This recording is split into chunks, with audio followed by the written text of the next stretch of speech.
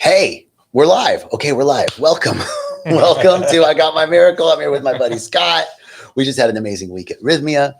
And this is I Got My Miracle, where we pick one person from the group of people from the field of miracles to step forth and share what happened for them this week. And I'm super glad that you're here to say hello and let us know about your miracle. Hello, I'm here to let you know about my miracle.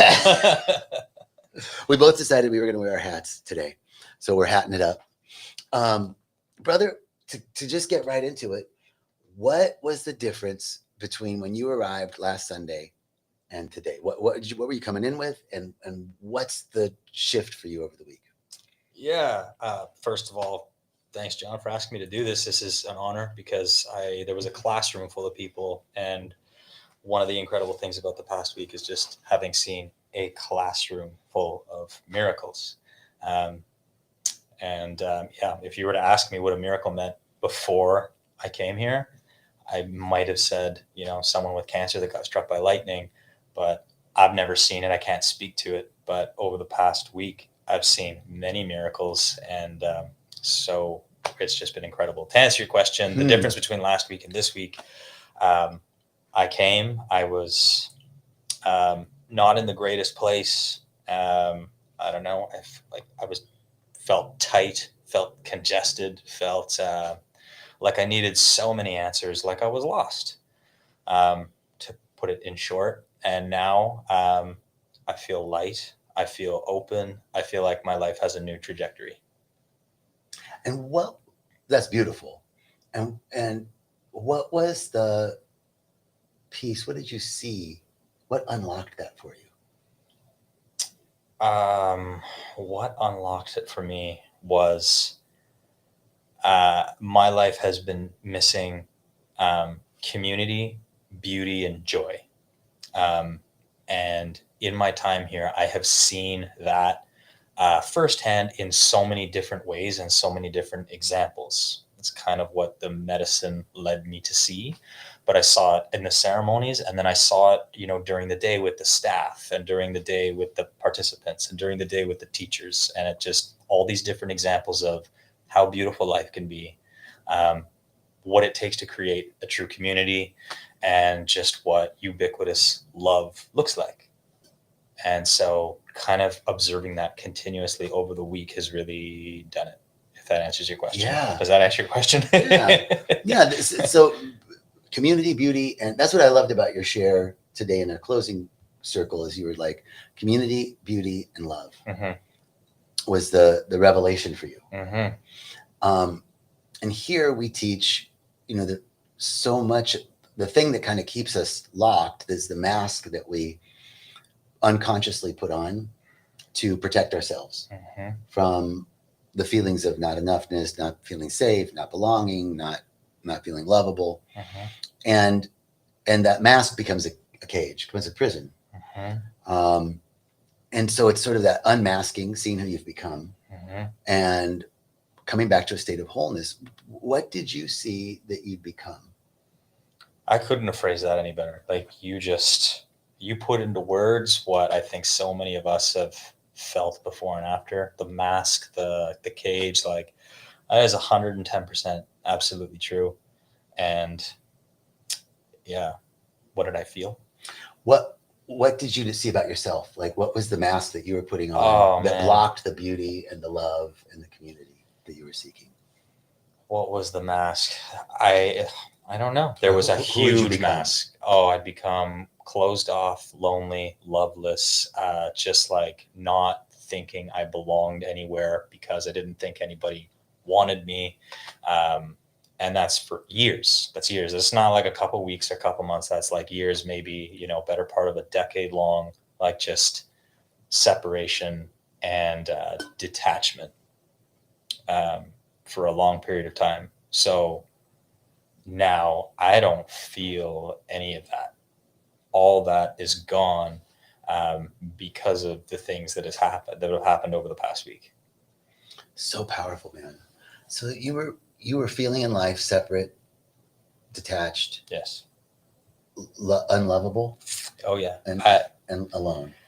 what I took, a huge thing that I took from your class, actually, I got it in your class, and the classes are so important because you listen to other people and you connect things through other people's experiences. But one thing you were like, I've never in my adult life been good at receiving love. And I realized it's because I haven't loved myself. So I haven't loved myself, which is why I've turned down so much love. I've pushed away a lot of love.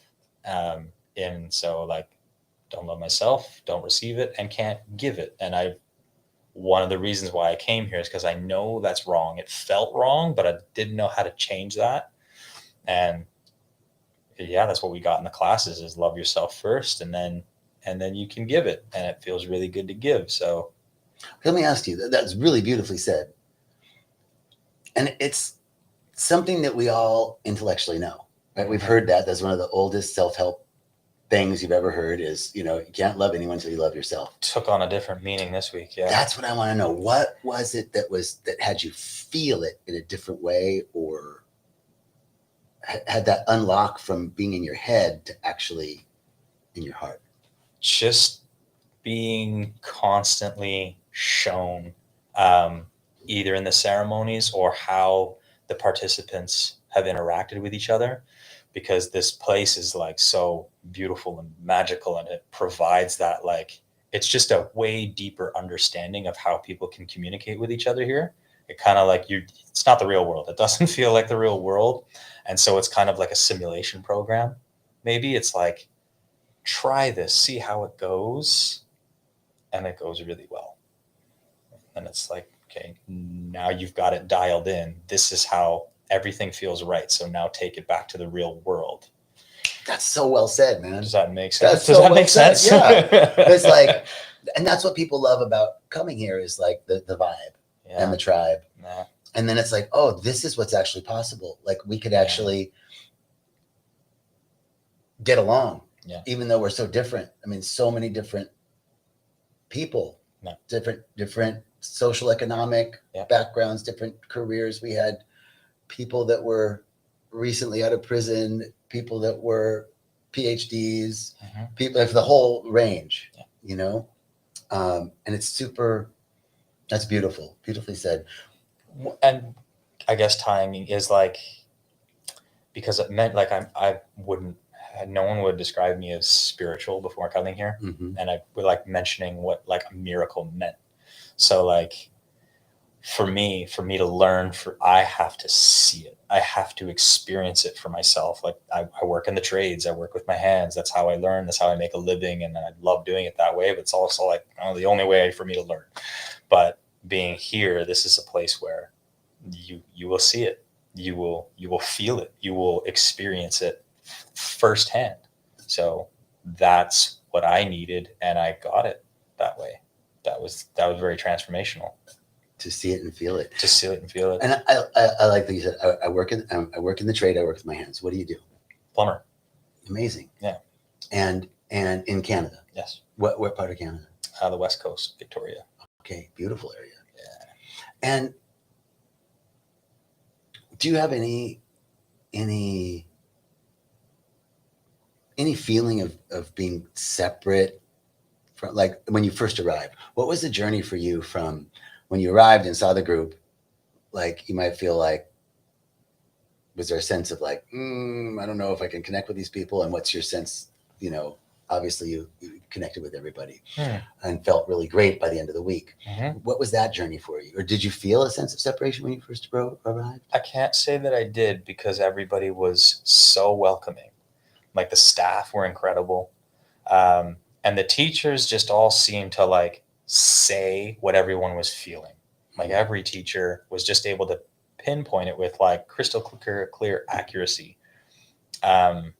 And then just like like you said, all walks of life. So it's like everybody's here for like a monumental reason, for their own bringing them here, beliefs, whatever you want to call it. But I don't know. It was just kind of like we all had something in common, and that was just being here. And that was enough for us to just like smile at each other and get to know each other genuinely. Genuinely. Yeah. So what, for you, you're going back home. what are you taking with you from this week that you're going to bring back home? Well, what I would like to take. I mean, I said doing and thinking and doing are very different things, but I want to take everything, right? Like I've learned so much. I feel like I've grown so much. I want to take as much as possible, but I guess on a very personal level. Oh, I thought of something. Okay, so on a very personal level, I would like to take. We worked with 6 things that we leave and 6 things that we bring, traits, personal attributes that you would like. So those are something that I feel that I have gained. Character strength, more love, Self-love. Self-love is a huge one. I didn't love, and like I'm not completely there, but I've seen, now I know what I have to do. So what I want to take home is just I really want to maintain my trajectory. Mm-hmm. And another thing that I've taken is like there's a really newfound appreciation for people, Mm-hmm. men and women. But what I have really learned this week is, or at least it's really brought it into the forefront, is like people really put masks up, like you were saying, but women, especially, they're so strong and they have to deal with so much. And I've just found that like so many of them, like safety is, I always knew safety was important for them, but it's on a different level now. And just appreciating what so many women go through, that is really hard, and it would be hard for anybody. And maybe just like, what am I trying to say is, what do I want to say? Nurture the woman's soul more abundantly, or more like protect it, there's a lot of pain out there. There's a lot of monsters. Mm-hmm. And I've met some people that are just, they're so hurt on the inside, but you'd never know until like later in the week, because they're so positive. They're so wonderful to spend time with, but deep down, they're just like, they've had some disgustingly traumatic things happen. And I've just learned just a new appreciation for what people go through. And it feels like that's something that you'll bring to your relationships. 100%. Right? Like a new understanding. And it's really going to be good. And it's really not that it was bad before, but it's like, it's just leveled up in that regard for how I want to treat people that I'm close to, how I want to treat relationships, and how relationships need to be such a top priority. And I was so detached before that I was really I thought, there was a part of me that thought people were taking me for granted, but turns out I was taking them for granted.